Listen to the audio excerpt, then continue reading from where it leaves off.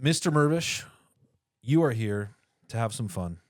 Okay. Would you like to have even more fun I would love to have even more fun. playing a game called This or That?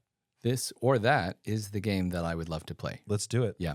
Well, This or That is brought to you by our friends over at Coastline Travel.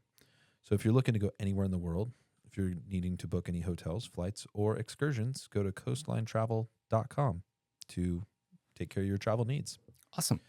Great. Well, I will ask a series of 20 questions to you, this or that questions. The first one we always ask to every single guest here, and that is tacos or pizza? Tacos. Tacos. What's your favorite kind of taco? Fish. Okay. I can get down with a good fish taco. Yeah. Yeah. I love that. Work in chaos or work in calm?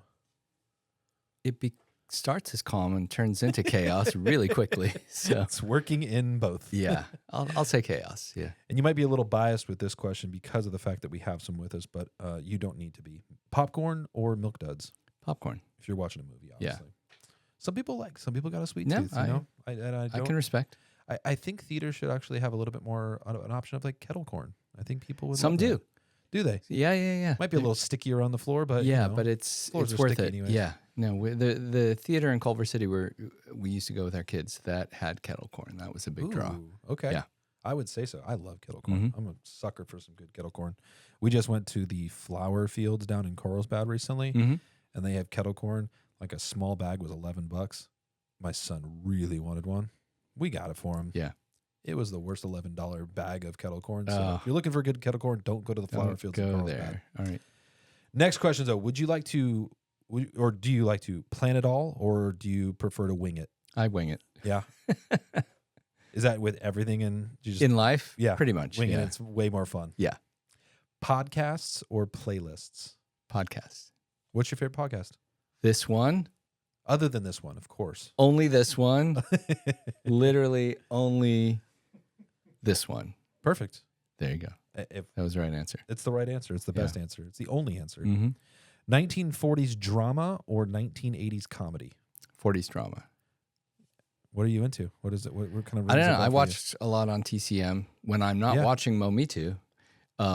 Did I say that the right way? Mo Me Too. Yeah. However you want to say it, as long as you're But watching. no, but I think the 80s comedies, because I grew up on them, like I've seen them. Yep. The 40s dramas, a lot of them I still haven't seen. So they're kind of new to me Yeah. in a lot of times. Well, if you're looking for some good classic films, we have a massive catalog of classic titles. Fantastic. And we actually, to give him a quick shout out, Harry Marks from at Lobby Intros or Mhm. at Let's All Go to the Lobby, depending on what platform you're on. But he is our classic intro, like TCM, Robert Osborne-esque type Great. for Mo Me Too. Oh, fantastic. So he actually does a weekly, if you go to our YouTube channel or if you go Mm-hmm. to our actual Mo Me Too app or if you just visit his TikTok page, you'll get to see some stuff. He's done intros. They're usually like 2 to 3 minutes long of Sabrina and House on Haunted Hill and, Great. and some really cool ones. He did Fantastic. Mrs. Miniver. Which yeah, we just, it's I think a whole generation is rediscovering several generations worth of films, Yep. which is really exciting to see. And I see it through my own kids. Like they're all of a sudden they're starting to watch old movies Yeah. in a way that I couldn't get them to do that. Yep. A few years crazy, ago. right? Yeah. When you do watch a movie, do you prefer, or especially at the theater, do you prefer to sit in the front or sit in the back?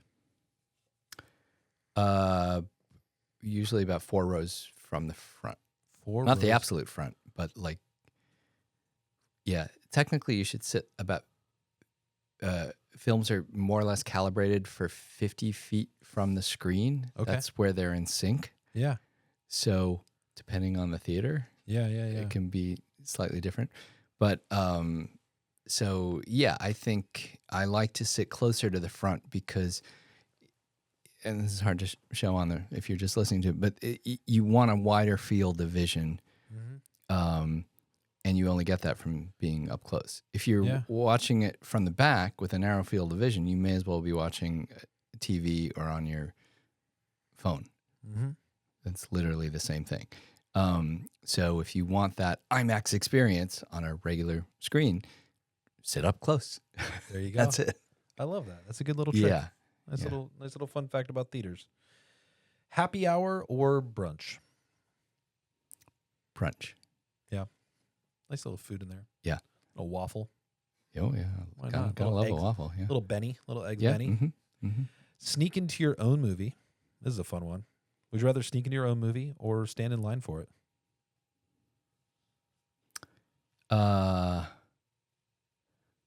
Stand in line for it. Yeah. Talk to the crowd. And Oh, yeah, definitely. Yeah. Engage with the audience. Sign some books. Absolutely. Because every person in that line is Yeah. going to have your book too. So Exactly. why not give some free signatures? Yeah. Now, whatever merch we have for that film, I'll be out there selling it. Well, you have to step away from the theater for a little bit in this little exercise, but would you rather direct a soap opera or a reality show? Soap opera. Yeah. Did you ever get into those or? I directed some promos for the soap opera network once. Okay. I think that was as close as I came to the Yeah, soap yeah, opera yeah. world. But no, I think it would be fun directing soaps because they go so fast. Yeah. And which is really, I mean, that's like indie filmmaking, Yeah. You've just got to make these decisions, boom, boom, boom, boom, boom, and then Yeah. you're done. And, I don't know how actors memorize that dialogue every day like that. It's very impressive. Yeah, it really is. Like once you get over the fact that, oh, it's a soap opera, you're like, okay, let's look at the craft of it. Mhm. It's like someone's working hard on these things. Mm-hmm. Yeah. Absolutely. As an independent filmmaker, this will be a fun question. 1 location shoot or 30 locations in 10 days? 1 location shoot. That's a little hectic. Yeah. Could be a lot of fun though. Yeah. But that's how you can keep your budget down too. Yep. That's So most of my films tend to be 1 or 2 locations. Get creative. Yep. Organized or messy? Messy. Yeah. Yeah. It's okay. I mean, you said you like the chaos, so Yeah. it totally makes Yep. sense. Hitchcock or Kubrick? Hitchcock. Yeah.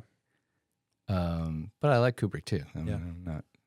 What's your favorite work from Hitchcock? Probably Rope or Rear Window. Okay. I think Rear Window overall. Yeah. And then yeah. Cool. Love it. But There's no wrong But answer. I've been watching some really old Hitchcock stuff that where it's kind of interesting to see him start to get his footing, Yeah. and turn into the Hitchcock that we know. That's kind of neat to see. Yeah. It's a fun question. Rotten Tomatoes or audience reaction? Rotten Tomatoes. Yeah. When you say audience reaction, Audience is that- reaction would be like a live audience Oh. giving you a reaction, or would you do? Oh, like, a live audience giving reaction. Yeah, Yes, yeah. definitely. Yeah, Okay. yeah. Sorry. Yeah. Sometimes the tomatoes can be squashed for no reason, Yeah. No, or plump for no reason. yeah, there's a lot to learn about Rotten Tomatoes and what it does do and what it doesn't do. And I've talked to some of the people who work there, and I actually have a lot more respect for them now, having talked to them. Yeah. Because I used to besmirch them a lot. Now, but once they gave my film 18.5 certified fresh Yeah. and 80%, I have a lot more respect for them now. It's funny how that'll do it. Once you get a good review, it's like, oh, yeah, cool. Yeah, I like no, what they exactly. do. I like what they do. But I think this is why Letterboxd is such a big hit, because Yeah. you get true audience reaction from that. I mean, You really do, yeah.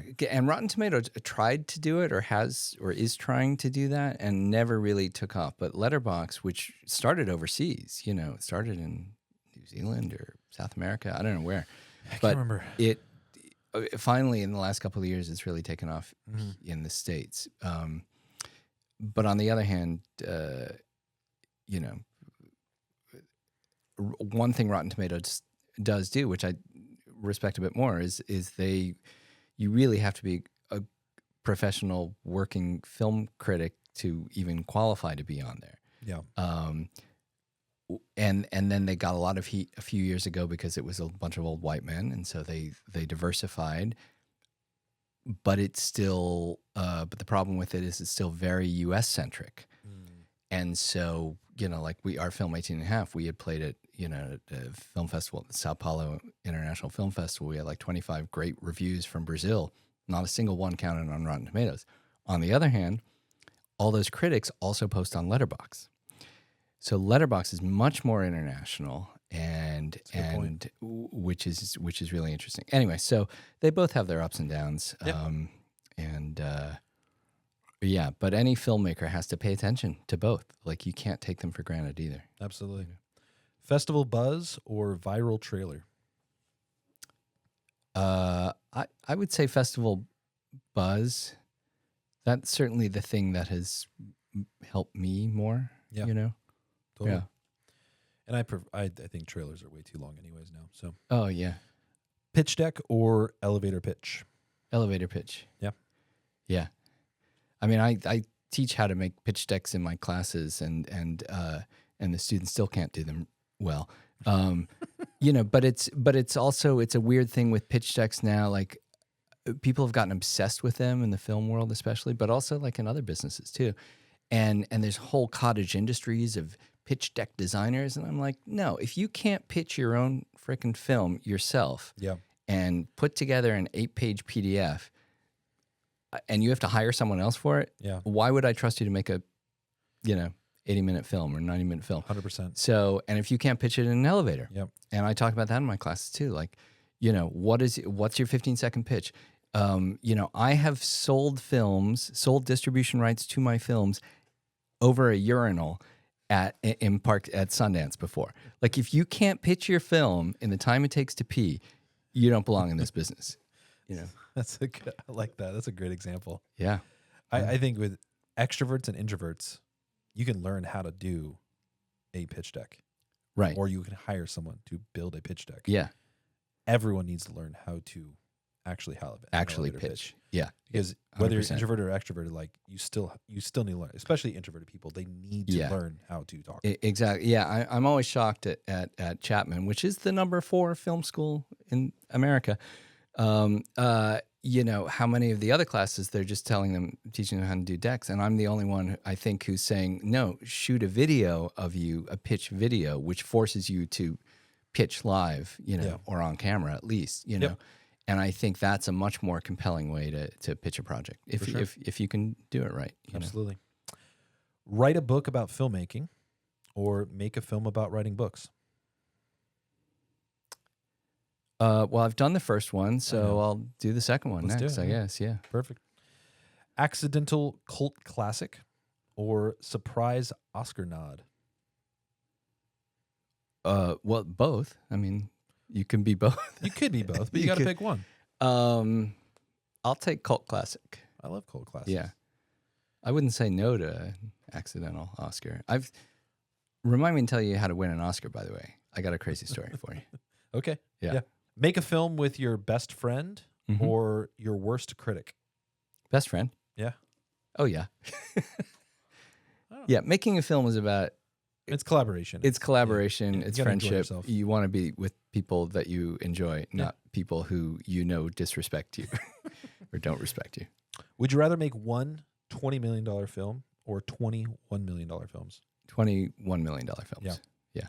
No question. Cannes or Comic-Con?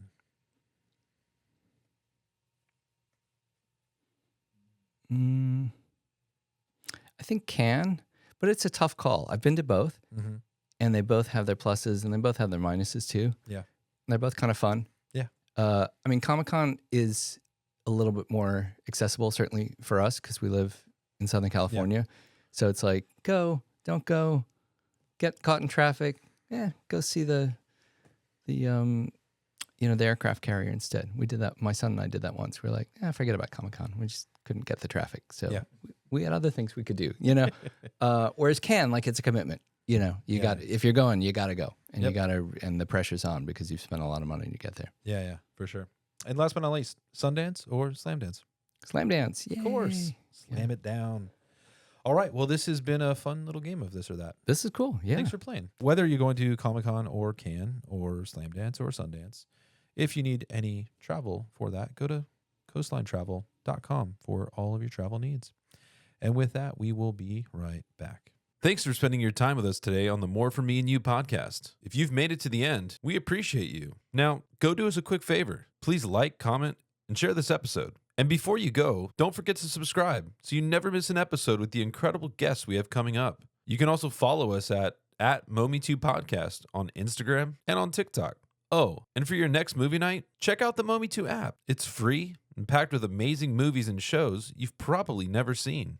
Until next time, take care, stay safe, and we'll see you in the pod.